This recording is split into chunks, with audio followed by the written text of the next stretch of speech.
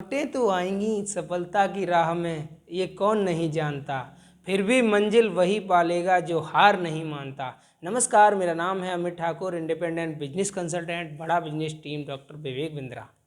आज बात करेंगे एक कहानी के माध्यम से।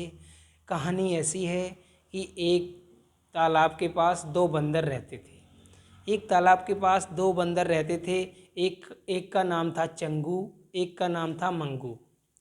चंगू की दशा ऐसी थी, चंगू उदास रहता था, चंगू सैड रहता था, चंगू अपने जीवन से खुश नहीं था।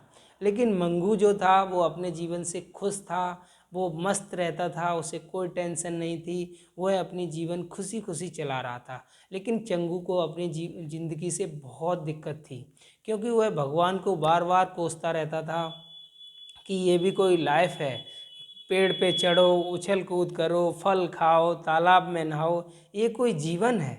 अगर ज़िंदगी है तो देखो राजकुमार की क्या ज़िंदगी है, क्या उसके स्मार्ट है, मुकुट है सोने का, सुसज्जित है, आगे पीछे सेना है, राजमहल में रहता है, बड़ा सा महल है, बहुत अच्छे से रहता है। उसके जीवन को देखकर वो बहुत ऐसे भगवान को कोसता रहता था कि भगवान मेरा ऐसा जीवन, मैं क्या करूं, हमेशा भगवान को कोसता रहता था।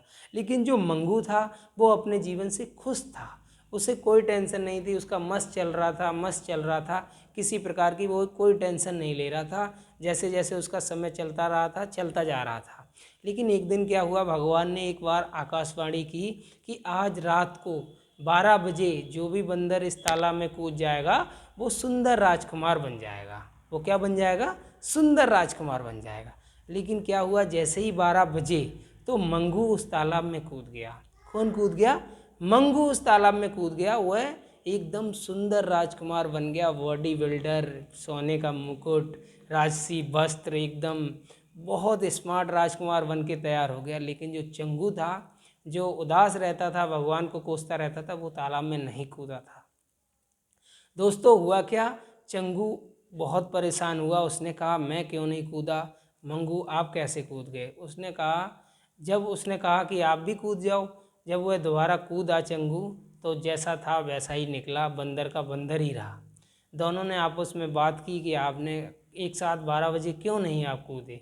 तो उसने बताया कि मुझे लग रहा था पता नहीं ये ऐसे ही है, क्या पता राजकुमार बने ना बने, ये मैंने सोचा इसलिए मैं नहीं कूदा। लेकिन उसने मंगू से पूछा कि आप कैसे कूद गए? तो उसने सोचा कि मैं इसलिए कूद गया कि अगर मैं राजकुमार नहीं बन पाया तो मैं बंदर हूँ, बंदर तो रहूँगा ही, इसलिए मैंने डिसीजन लिया, बाई चांस मैं राजकुमार बन गया तो कितना अच्छा होगा। दोनों ये बातें कर रहे थे। तो इस कहानी से क्या शिक्षा मिलती है कि आपके जीवन में भी कोई अपॉर्चुनिटी आती है तो आप उसको गेन कर सकते हो। मान लीजिए आप किसी अपॉर्चुनिटी में कुछ रिस्क लेते हो और आप फेल हो गए, तो आप कितना लॉस हो जाएगा। जहां आप हो वहां तो आप रह ही सकते हो, अगर उससे कुछ इनिशिएटिव लेके कुछ आगे बढ़ गए तो सोचो क्या हो सकता है। आप भी मंगू की तरह अगर डिसीजन ले लेते हैं तो आप भी आगे जा सकते हैं। अगर चंगू की तरह अपने जीवन से खिन्न रहेंगे, उदास रहेंगे और डिसीजन लेने के टाइम पे आराम से लेट जाएंगे, बहाने बनाएंगे, तो फिर कुछ होने वाला नहीं है। क्योंकि जो भी बहाने बनाता है वो आगे बढ़ नहीं पाता है, ये बात सत्य है।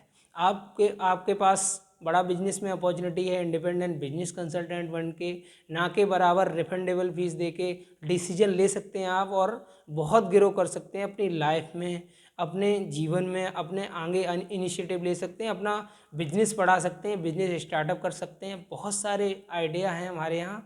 डॉक्टर विवेक बिंद्रा की क्रेडिबिलिटी लगी हुई है आईवीसी को ग्रो कराने में।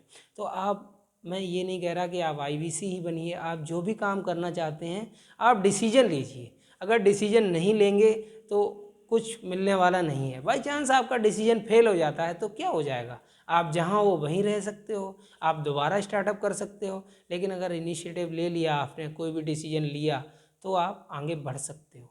तो यहीं अपनी बात को आगे ना बढ़ाते हुए वीडियो को एंड करना चाहेंगे। वीडियो पूरा देखने के लिए आप सभी का प्रेम पूर्वक बहुत बहुत धन्यवाद।